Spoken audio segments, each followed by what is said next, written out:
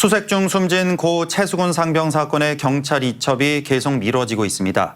수사 내용을 경북경찰청에 이첩하려던 해병대 수사단장이 보직 해임되면서 군 당국이 사건을 축소하려 한다는 의심까지 사고 있는데요. 지난해 군사법원법 개정으로 일부 군 관련 사건의 관할권이 경찰로 넘어오면서 이미 적지 않은 양의 군 형사 사건을 경찰이 수사 중인 것으로 확인됐습니다. 김서현 기자입니다. 고 이해람 공군 중사 성추행 사건의 1심 판결이 나왔던 재작년 연말, 예천에 위치한 공군 제16 전투 비행단에서도 여성 부사관 성추행 피해 신고가 있었던 것으로 확인됐습니다.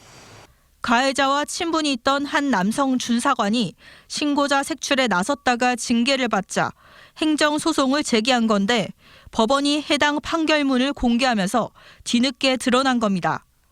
하지만 대부분의 군 부대 내 범죄는 군사경찰과 군검찰, 군사법원이 관할하면서 밖으로 거의 알려지지 않고 은폐 의혹도 꼬리표처럼 따라다닙니다.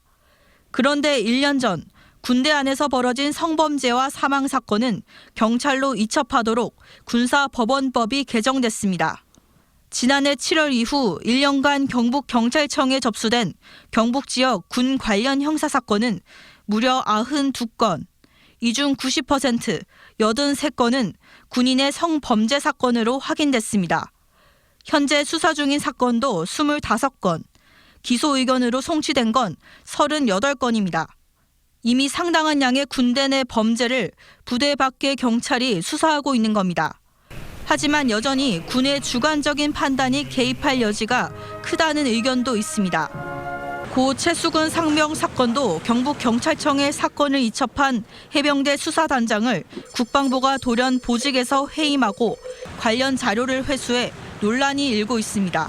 범죄를 이첩하고 이런 문제들을 사실 판단하는 주체는 여전히 군대에 있기 때문에 과연 사고의 원인을 밝히려고 수사를 하는 것인지 사고의 원인을 숨기려고 수사를 하고 있는 것인지에 대한 의구심이 좀 듭니다.